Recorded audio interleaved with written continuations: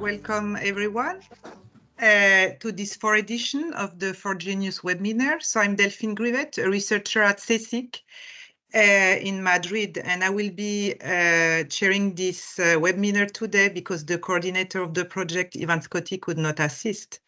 So FORGENIUS is a Horizon 2020 funded research program running from 2021 to 2025. It is devoted to the improvement of the information available on the European Network of Conservation of Forest Genetic Resources, and it will produce a new version of the FGIS information system, which contains such data, and will develop a new interface allowing to obtain custom queries of the information system. So today I'm pleased to introduce two speakers. So the first one is a featured speaker, Dr. Thibaut Capblancq, who is an evolutionary biologist working as a postdoctoral researcher at the University of Grenoble, France. And then we have a FORGENIUS member, Elia Vajana, who is a postdoctoral fellow at the Institute of Bioscience of Bioresources. So please be aware that the webinar will be recorded, so anyone who do not want to appear should switch off his or her camera. And then I will give the floor to Thibaut. Okay, thank you. Share the screen. Okay, I think it's working, right? Yes. You can see my slides. Okay. Hi, everyone. And thank you to Camila and Beppe for inviting me to give that seminar today. I don't know very well the FORGENIUS project and you all, but I'm happy to discuss about that particular metric of genomic offset with you today. And that's something I've been working on for a few years now, even if I've been working on other things as well, like speciation. But my main focus lately is to work on how to use genomic information to predict impact of climate change on population. And so today I'll be talking about that and how mostly the main concept and potential application of the genomic offset metrics and also challenges around that type of forecasting. So, yes, it's working. So first, to give you an overview of the context, a little history about how that type of forecasting started and the main concept around that. You're well aware that temperatures are increasing, climate is changing very quickly in the last years. And so the goal of a lot of researchers, biologists, is to understand and maybe to predict what impact that a change of climate will have on biodiversity. And usually most people do that looking at the species as a homogeneous entity, and especially using species distribution modeling that predict where the species will be able to live in the future, where they won't be able to live anymore. But we also know that we have a lot of intraspecific variation. And especially we know that populations are locally adapted to their environments through the process of local adaptation that probably most of you are well aware of. And I like to represent that using that small pictogram where you can see the species climate niche here in red. And that species niche can be actually partitioned into multiple population climate niches that are much smaller. Here it's a bit extreme of an example where those like population climate niches are very small compared to the species one. It's probably not that extreme in the wild, but that's just the idea that actually if you want to really understand what's going on for one population, like within a species, you have to look at what's going on for population along that climate gradient. And I like that picture from a paper of Sally Adken and Bemels in 2016 that exemplify very well local adaptation, I think, where you can see it's seed caspers that have been grown in a common garden in Vancouver for 7 years, if I'm correct. And you can see that they expressed a very different phenotype, with Alaskan population being much smaller than Californian population, showing that you have like a genetic determinants that cause variation in the phenotype, and those phenotypes are locally that are optimal in their local environments, but won't be optimal anymore in future environments that are changing relatively fast. And the goal of integrating genomic information in those forecasts was to take this intraspecific variation into account, and especially it was especially done by Matt Fitzpatrick and Steve Keller in 2015, when they first proposed that metric of genomic offset, which is basically a way of going down to that like population level when predicting the impact of climate change on biodiversity. And what is that metric? It's relatively simple. If you consider so you consider species that experience local adaptation, and it means that you'll have a change of genotype along the climate gradient. That's what's represented here in red, where you see the genotype. Okay, so bear with me.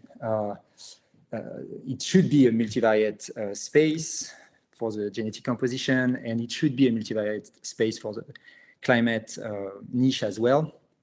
But imagine we packed all the genetic information in one axis and all the environmental information in one axis to visualize that adaptive gradient where you have a turnover, a genetic turnover along the climate gradient.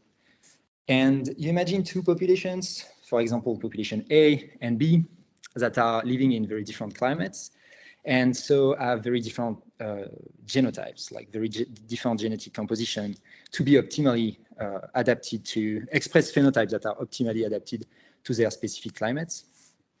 And imagine you impose climate change, like the same magnitude of climate change on those two populations, and to remain fully adapted to their new climate, to express genotypes that are fully optimal in their new climate, they would need to change their genetic composition from A to A prime and B to B prime. But we know that climate change is happening very quickly. And for a lot of species, especially long-lived species such as trees, it's not possible to change the genetic composition that easily and that fast. And that's what could lead to what we call maladaptation, and just having not the right genotype in a specific climate or in a specific environment. And that gap between the genotype that is currently present in the population and the genotype that would be optimal in the future climate is exactly the genomic offset metric, that risk of maladaptation due to a change of climate. And as you can see, depending on where you are along the adaptive gradient, genomic offset is not exactly the same. For example, it's much higher for population A than for population B. And one interesting thing with that metric is that it's easy to specialize it, as Matt and Steve did for Populus balsamifera here in Northern America.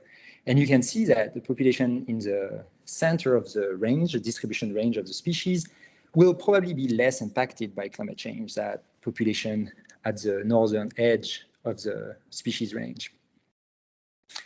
Okay, so you can imagine, I told you like a few slides back that it was multivariate genetic space and multivariate climate space. And indeed, like I could have represented that with using like a 3D space, or it's much more complex than what we just looked at now, but that's the idea.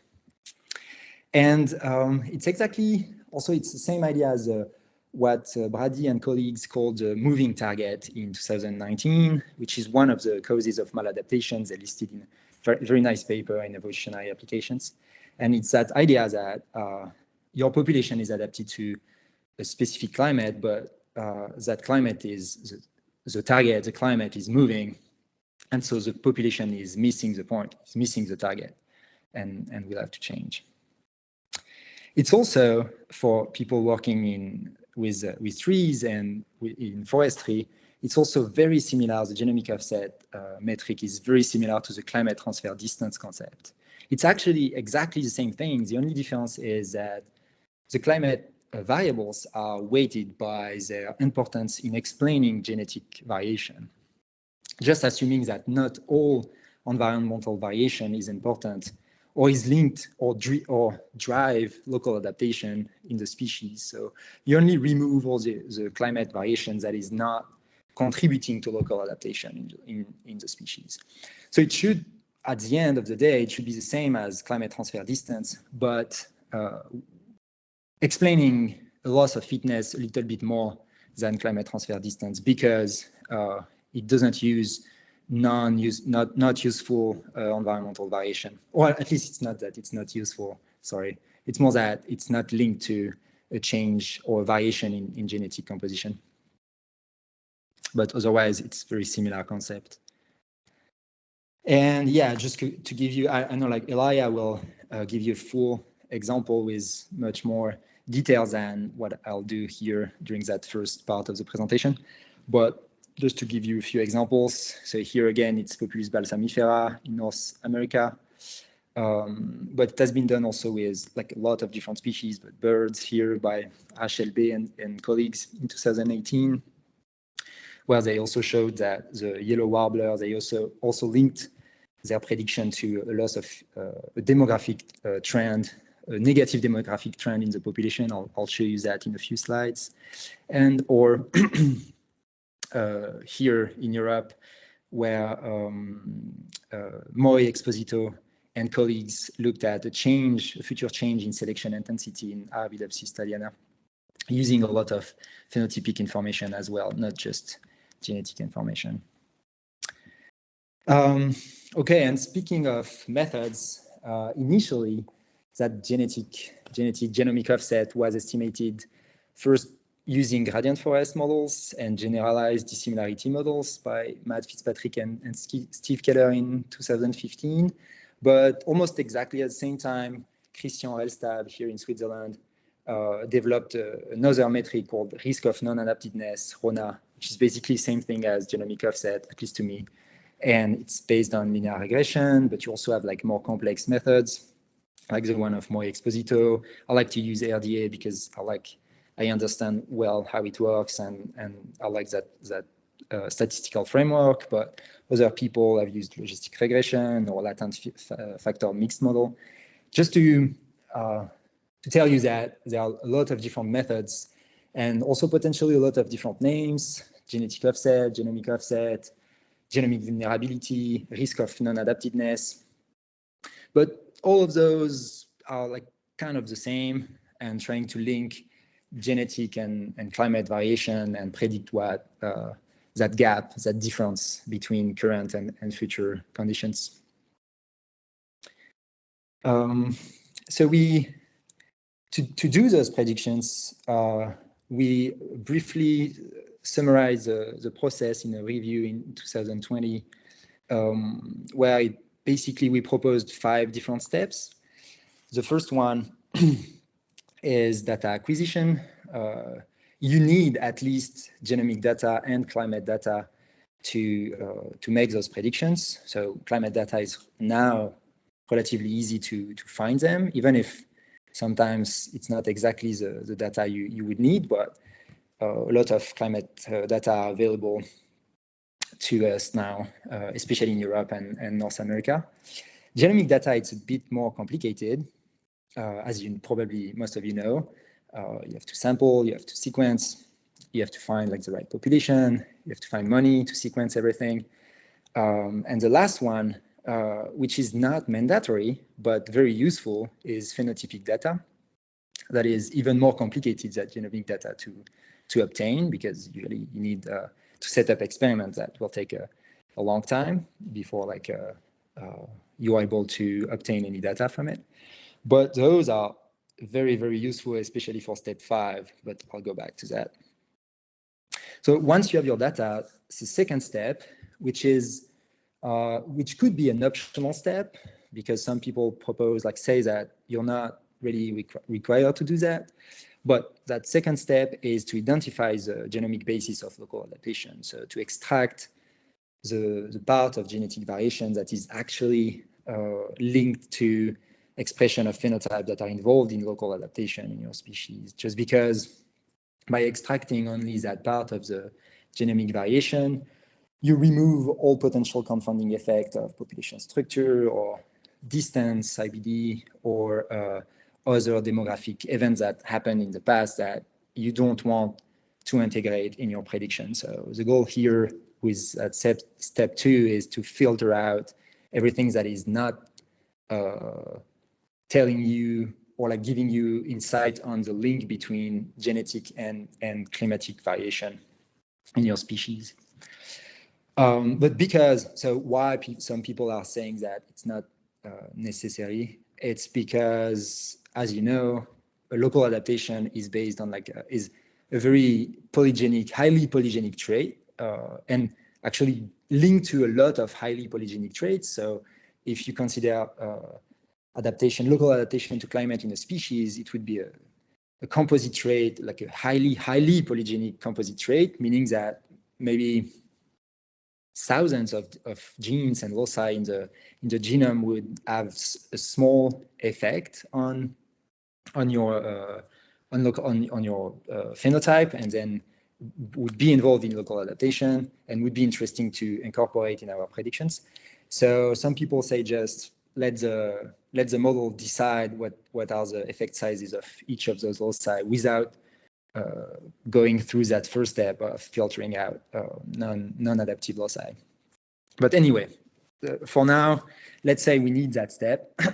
And the third one is to use that genetic information. Now you're sure it's adaptive genetic, your adaptive genetic component, and to generalize that relationship between the adaptive genetic component and the environment.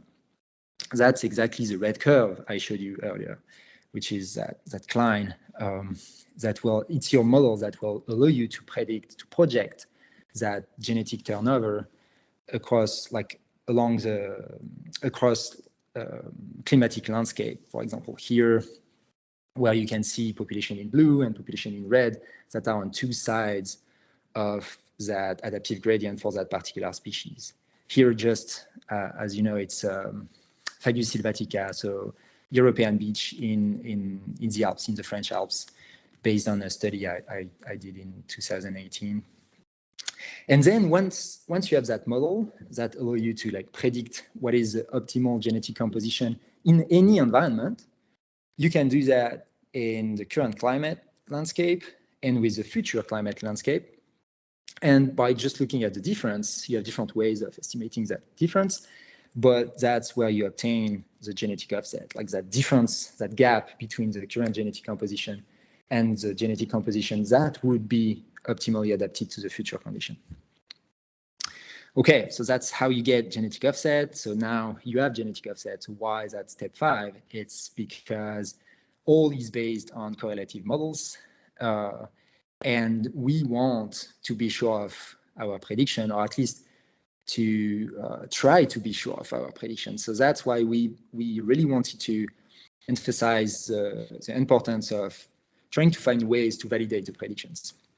And one thing that is pretty interesting when you work with forest trees is that you have common gardens for a lot of different species everywhere.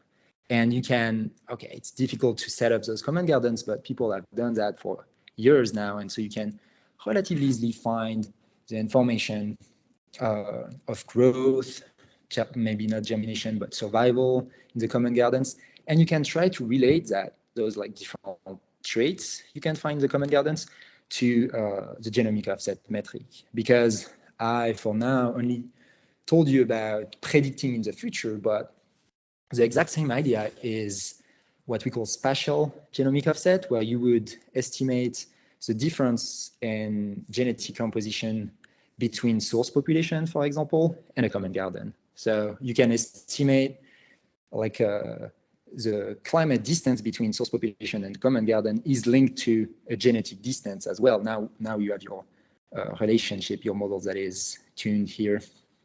And you can say, okay, I know now that that particular source population will do good or will do bad in that common garden based on the amount of genomic offset I'm predicting.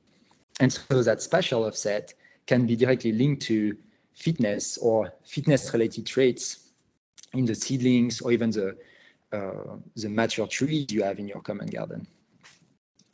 Well, that's for tree, but because I know you like trees, and I do as well. But for example, Rachel Bay and colleagues in 2018, they did the same, looking at demographic trend in the birds population, the yellow warblers population. So they had a lot of information from a lot of birders everywhere in North America, and they knew that in some places the population were declining, in some other places population were increasing, and they were able to show that, actually I'm showing it in a few slides, but they were able to show that genomic offset was linked to a decline in fitness in those populations. So it's not necessarily with common gardens, but you can find ways to validate your predictions.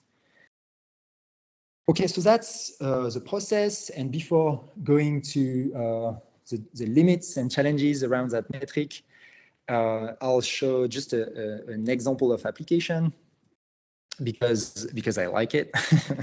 And it's on red spruce. So the species that Matt Fitzpatrick and Steve Keller work on a lot, study a lot. And I was doing a postdoc in Steve's lab during 3 years from 2019 to 2021. And we were approached by a nonprofit organization called the Central Appalachian Spruce Restoration Initiative. And their goal was to plant red spruce. Their goal was to preserve red spruce ecosystems in the Appalachian range. So it's here. I don't know if you see my mouse, but it's like in the US, like east coast of the US. It's small mountains. Small for us in Europe, but relatively big. It goes all the way to 2,200 meters or something like that. And red spruce live at the top of those mountains, and it comes with an entire ecosystem and specific species that are completely lost if you lose red spruce. So that's why they wanted to keep those forests in good shape.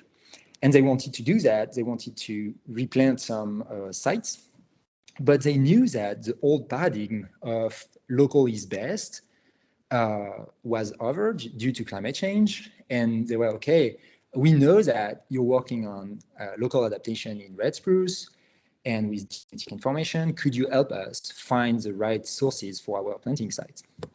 So it was amazing for us to be linked, to foresters, like people that really care about what was going on on specific sites, and were willing to use our information coming from our models to try.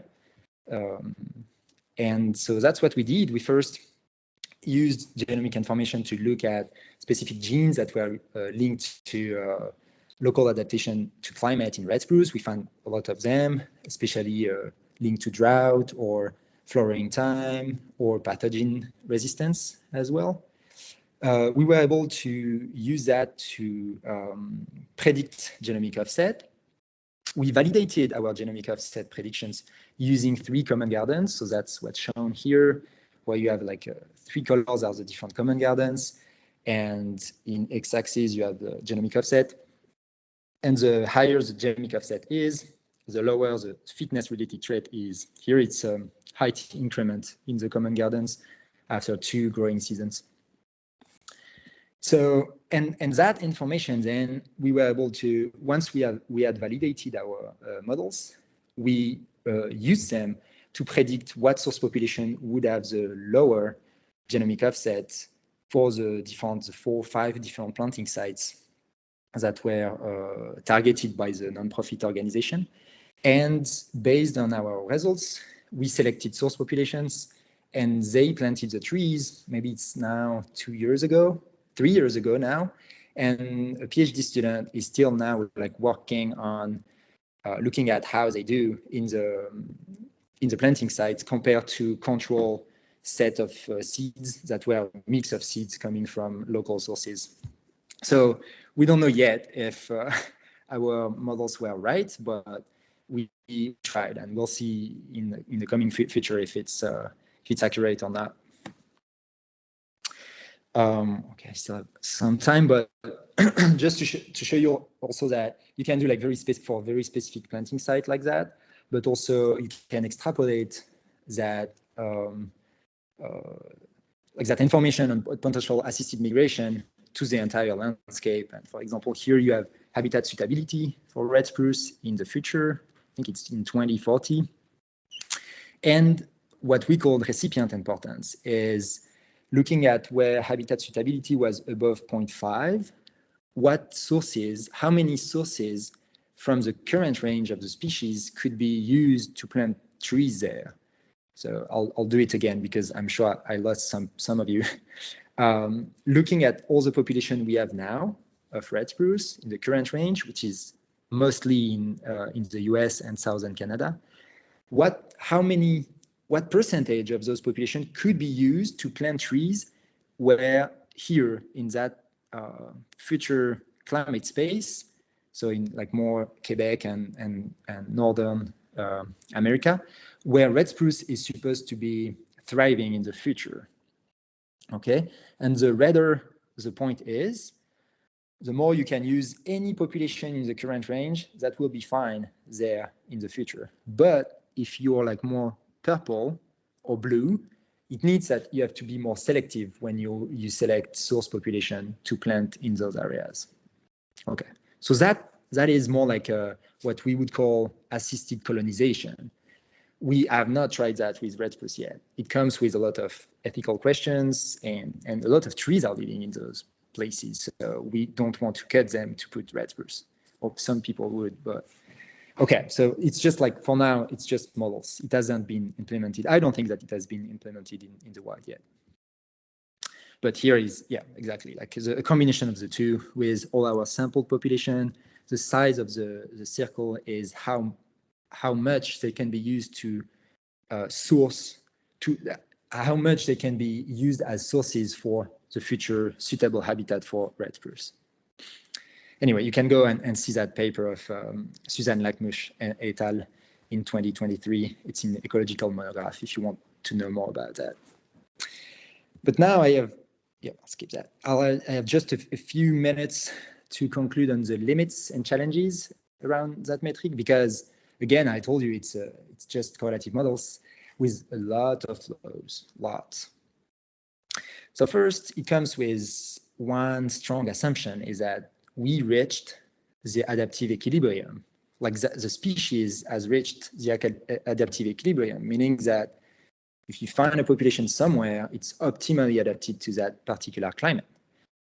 But we know that it's not the case for a lot of tree species, and a lot of species in general, but especially trees, because they are slow to colonize, relatively slow to colonize.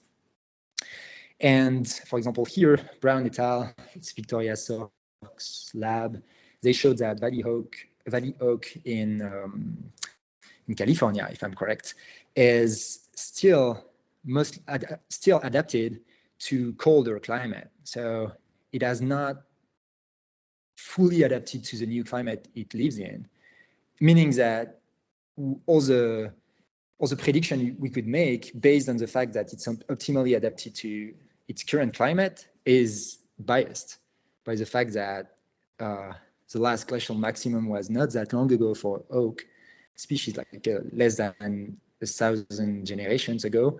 So not enough time to change its genetic composition, to have a adaptive allele turnover fast enough to be fully adapted to the new condition, meaning that the model is potentially partially wrong when you start with that assumption.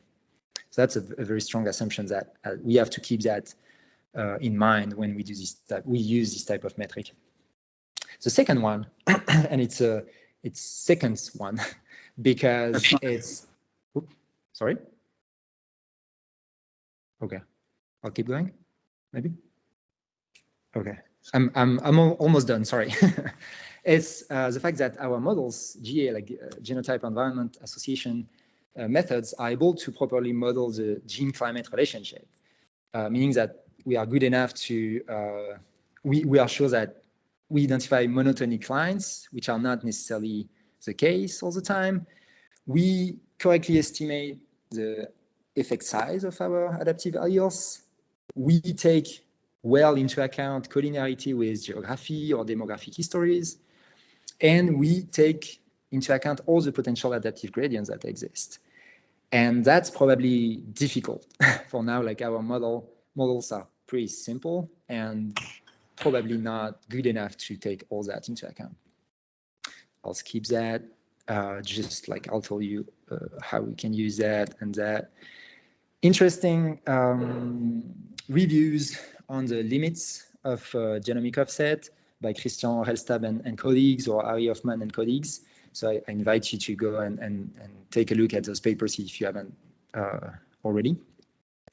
And also like what like more limits more than assumptions is make sure that like I always review papers that say that genomic offset predicts the response of the population, but no, it's only a prediction of like sensitivity and exposure, but not what will actually happen in the population. We don't know. I mean, we can't predict what will happen, if they will be able to change their genetic composition or not. That would require integrating much more information. So we don't predict the response of the population. We predict the response that should be needed for the population to remain fully adapted, optimally adapted to the new condition.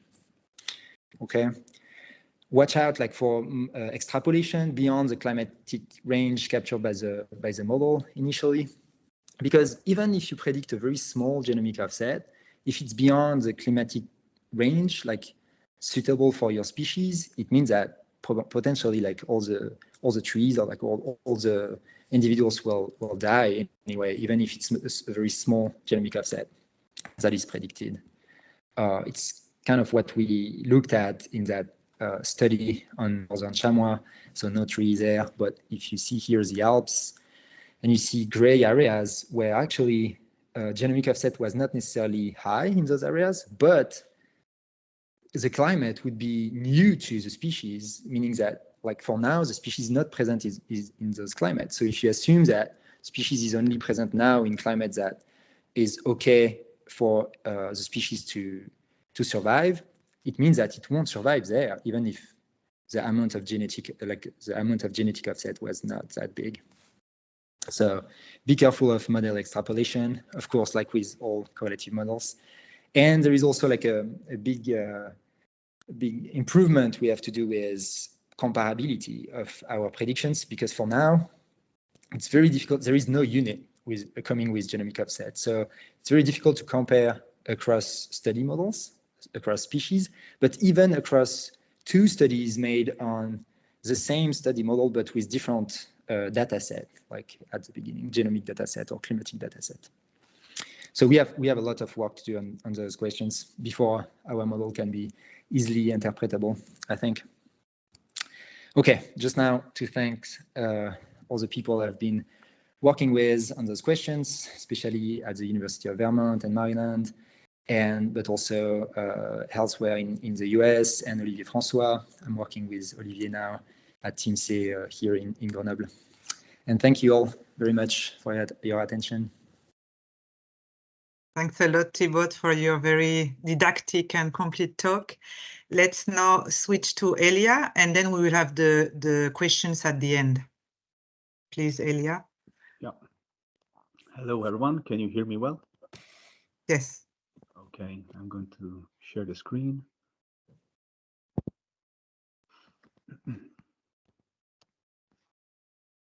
Can you see the presentation? Yes.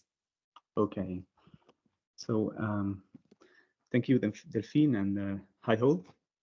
So now I'm going to report about a specific case study involving animals and not plants, where we actually estimated the genomic offset, and in particular, I will talk about the genetic signature of climate adaptation and consequently the expected maladaptation to climate change in sheep. This work has been carried out in the context of a European project, the IMAGE project, which included more than 20 partners across the world, around the world, and more than 10 European countries.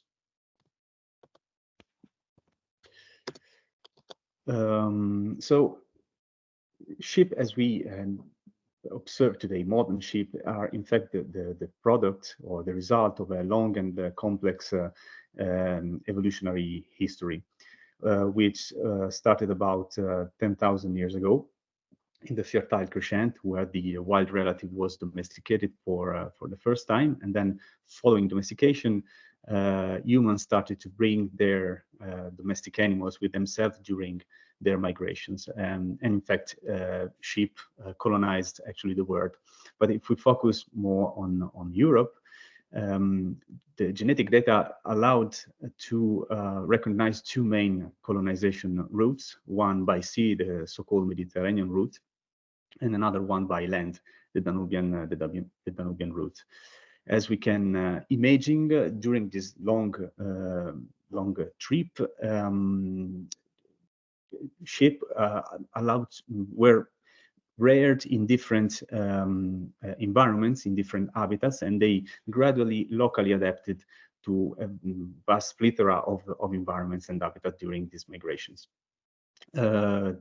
Also due to sometimes strong human intervention, the result of these processes were a truly phenotypic gradation, which led to the existence, to the modern existence of more than 1,400 locally adapted populations or breeds. During the MASH project, we collected something around 1,600 indigenous sheep. You can see here in the map, each dot actually represents an individual, a georeferenced individual. We tried to maximize the environmental variability included in the dataset. So the color here actually represent different environmental groups that were defined by some clustering algorithm involving bioclimatic, climatic, and topographic variables.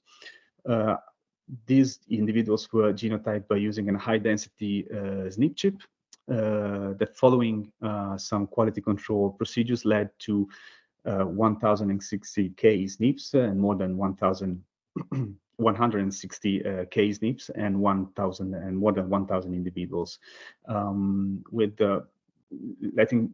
let's say a quite good SNP density along the genome, one SNP more or less each 20 kilobase pairs, which is actually the linkage decay distance, the average linkage decay distance in the species. So the first thing we did was to actually study population structures. So as Thibaut said in the previous presentation, one important stuff when you have the objective of estimating the genomic offset is just to getting aware as much as possible of the potential confounding effects. And one of these potential confounding effects is for sure the population structure, especially if we have such a complex history we deal with. So what we found is a huge level of admixture. We turn out to find something around 10 theoretical ancestral gene pools in this data set. But despite these high levels of admixture, we also found a clear, more or less clear geographic structuring, as it is revealed by the PC1 in this graph, in this panels B, where we have essentially a latitudinal gradient from Morocco onto the northern Europe, and also the possible effect of human management with some breeds that are revealed, breed structure which is revealed on the component 2 and component 3. We then performed gene environment association analysis, always including population structure variables as derived before. We used two different techniques, one multivariate, partial redundancy analysis, which was mentioned also before, and LFMN, which is a univariate method.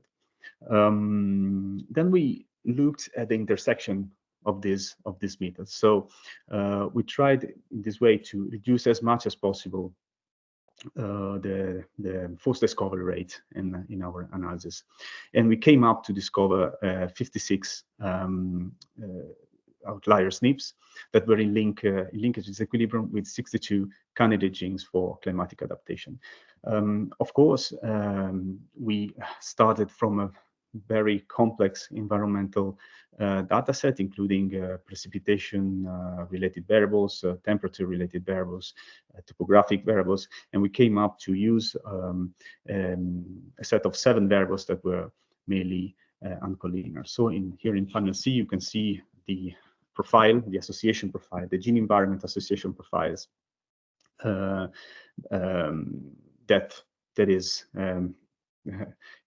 came from the application of these two methods. So of course we perform a gene ontology enrichment analysis. We summarized the more semantically similar gene ontology terms, and we were able to discover some macro categories of gene ontology that were mainly related to immune and inflammatory response, water retention, renal metabolism, energy metabolism, epigenetic signaling, and hormonal control. Then we used the subset of SNPs that were identified by both the methods to perform a so-called adaptively enriched RDA. You can see the B plot of the analysis of this analysis in panel A here in this figure, where we actually identify 6 main RDA significant axes. Once identified this axis, we computed an adaptive index, which is actually an index of adaptive similarity across the landscape, meaning that individuals or areas that have a similar values of this metric are more likely to share similar genotypes and individuals or population living in similar environments. And then we synthesize the information contained in these 6 main adaptive landscapes by a clustering analysis, and identify 2 main adaptive groups. And one group in particular encompassing continental and northern Europe, and the other group encompassing southern Spain, Iberian Peninsula, Morocco, and Iran. Then we relied on a global climate model and 2 climate change scenarios, one moderate and one severe, to project the current adaptive landscape into the future, and to calculate the Euclidean distance between the two bunch of landscapes. This was actually our estimate of genomic offset. So basically, we follow the pipeline that was described by Thibaut in the previous presentation. So you can see in figure C and D the extrapolation of the genomic offset all over the study area. And as you can see in blue tones, highlights small or low offset, while green tones highlight higher offset. And you can see a systematic increase basically in the maladaptation risk in the severe climate change scenario, where on average we can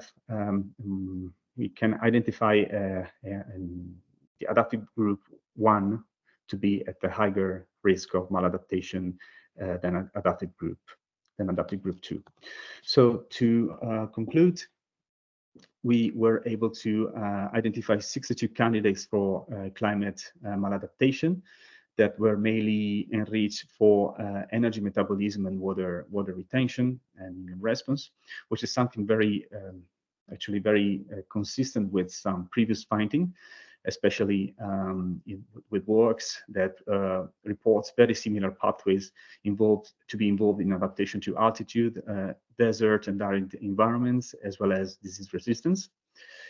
We identified, on average, Southwest Europe as a hotspot of maladaptation risk, whereas Northeastern Europe and some population from lowland Morocco to be a cold spot of maladaptation risk.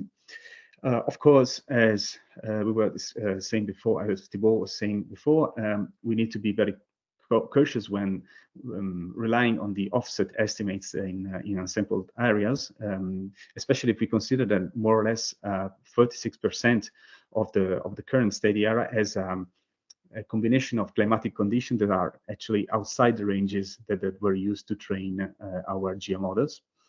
So for next step, might be useful to integrate the current data set with new samples, so with new breeds from possibly unsampled environments, so that to refine this offset estimates and eventually devise and establish a network of genetic exchange for evolutionary rescue in Europe. So I would like to thank all the partners for from the IMAGE consortium and you all for your attention. Thank you very much. Okay, thanks a lot, Elia, for your nice talk. Now we have time for questions. So please raise your hand in the Zoom meeting, and I can also read the chat if there are any written questions.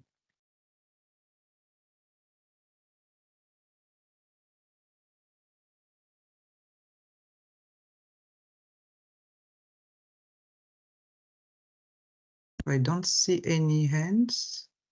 I guess, yes. I'm John. I'm sorry if I don't pronounce it well. Please. Paolo is fine. Paolo is fine. Okay. This is a question addressed to both Thibaut and Elia. How is it reliable to go from some general metabolic pathways, as Elia was showing, to single genes? So in that case, they might be used also for, in the case of livestock, for breeding purposes. Of course, for trees is much more difficult, I think, but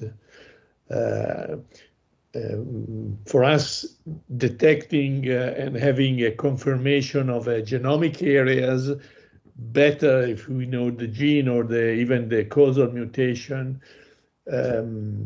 then we are keen to use these adaptive genes or adaptive variants for breeding purposes. Do you have any suggestion, any vision what can be done in the future to refine this kind of analysis? Thanks.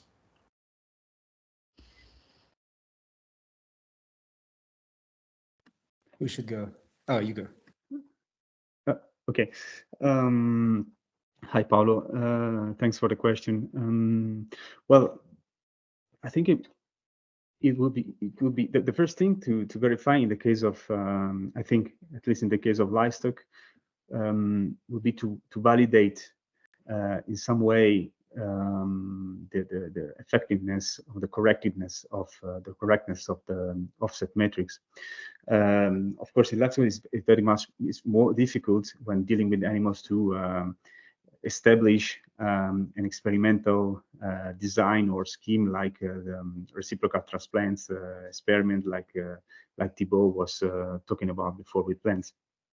But in general, I think that it might be used in principle. It might be used the genomic offset for breeding purposes.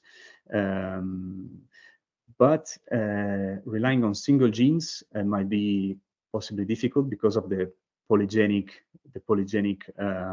nature of adaptation. So I think we still need, we are at the point that we still need much more characterization, genetic characterization for the processes of adaptation. Then once at this point could be used to in the genomic offset framework. Yeah, I totally agree. And what I would add is just if you know the trait, like the phenotype you want to work on or like optimize, it's like genomic prediction, like breeding. You just estimate the effect sizes of your alleles, and you predict what would be the phenotype next generation. And here with genomic offset, we just take a shortcut because we don't go through the phenotype, and we just estimate that link between genetic variation and the environment to be able to predict that for like larger spatial scales and also like longer temporal scales as well. It's just otherwise like that's the same idea, is being able to predict the right phenotype next generation and the generation after that and so on. But instead of doing each generation, we just take a shortcut here. That's how I see it.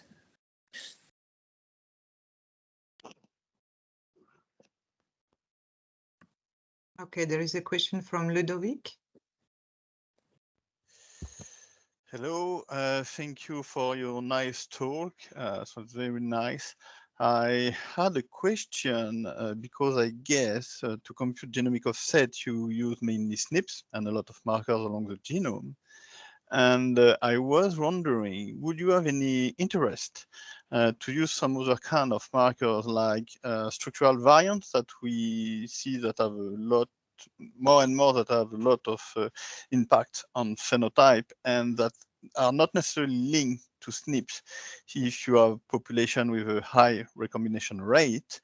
And we know also from recent papers that epigenetic marks can be passed on to the next generation over a few generations. So they are almost acting like genetic mutation with a very high mutation rate, basically. So I was wondering if there could be an interest to develop method, or maybe if there are some already, that do include structural variants and epigenetic methylation markers to compute genomic offset, if that makes sense. Yes, it totally does. So structural variants, to start with those, I am not aware of a study that use that to estimate genomic offset, but no problem. You can definitely use that. Just, you know, it's just a genetic marker. And even the SNPs, they are not the causal ones most of the time. It's just markers of like a variation in the nearby like genes usually. Like I'm not an expert, but I know that when you compare genetic variation using SNPs and structural variants, most of the time you obtain the same trends, almost even identical trends.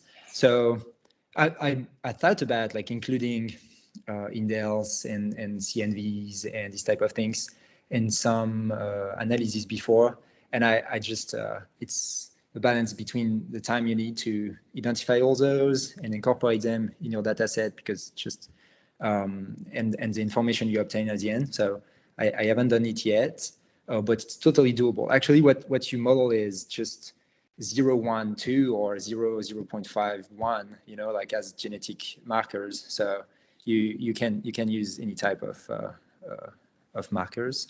And the second one, epigenetic marks. I actually just read a paper. I don't remember the name of the authors. A group from China who did that. They estimated genomic offset using epigenetic data. I don't remember what marker they used, but they did exactly that. I could find back the paper real quick and post it in the chat while we continue with questions. But one thing with epigenetic is that, okay, if the marks are heritable and given to the next generation, they can also disappear or arrive. Again, I'm not an expert, but it's more labil. And what we model here is a change of climate with no change in genetic.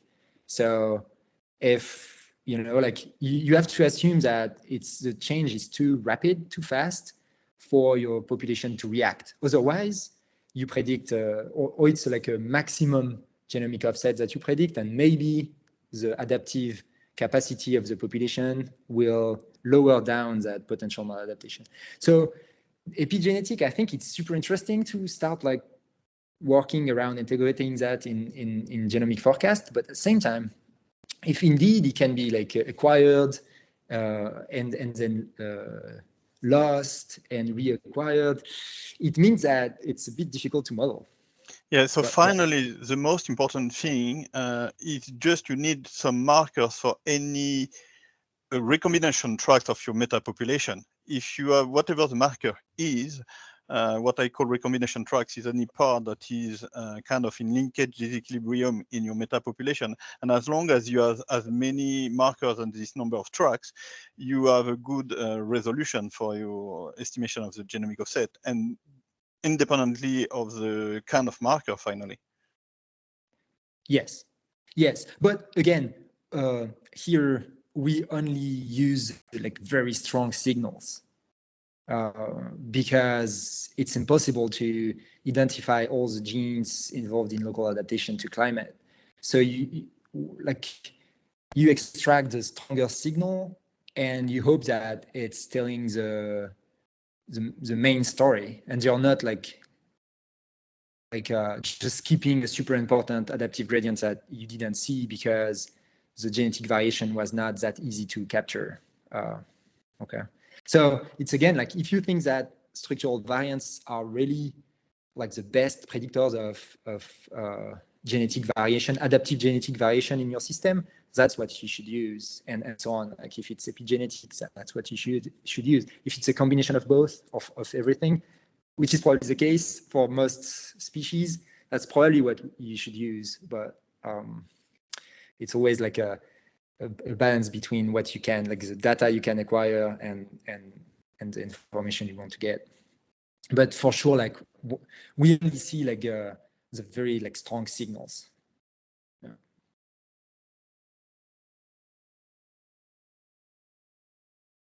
Okay, then we have a question from Williams John Lewis. Hi, somewhat off the wall question, I'm afraid. Sort of genetic variability and epigenetic control, CMVs we've just been talking about, is very complicated. However, it's possibly not as complicated as climate change and weather patterns. So I'm interested in how you're looking at offset in relation to climate change, which tends to be assumed as a change in increasing temperature generally. Whereas actually what we see is not a change in temperature per se, but a great variability in the climate. In Italy, for example, 2 weeks ago was 29 degrees. The following week it was 6 degrees. In Scotland, we see rain patterns that are, even in Scotland, are unusual. So when we're talking about adaptation and offset, how are you describing that offset with respect to what we're seeing in the unpredictability of weather rather than simply increasing temperatures?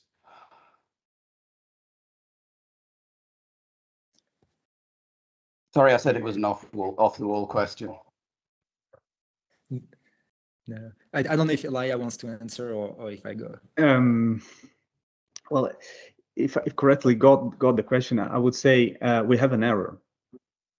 We have for sure an error associated with these models, and we need a way for estimating this error and be honest with that in our offset reports. On the one hand, and on the other hand, this really also depends on the technically on the time horizon we choose for our offset projection. And we have different time horizons. We can make a projection for in 20 years, in 40 years, in 50 years, and so on. So I think I have read recently a paper on this let's say on this point, and the authors claim that the more you go on with time, the more you project further in time your offset, the lower precise you will be. So they suggest basically to use projection in the very near future, and it is also true that climate change is not only changing patterns in temperature, but also in precipitations. And for instance, in our case, in the study I reported about today, the vast majority of gene climate association were actually involved a precipitation related variable rather than a temperature related variables. So this projection really depend on how we prefigure climates will be in the next year. And this depends on the climate model we have at our disposition.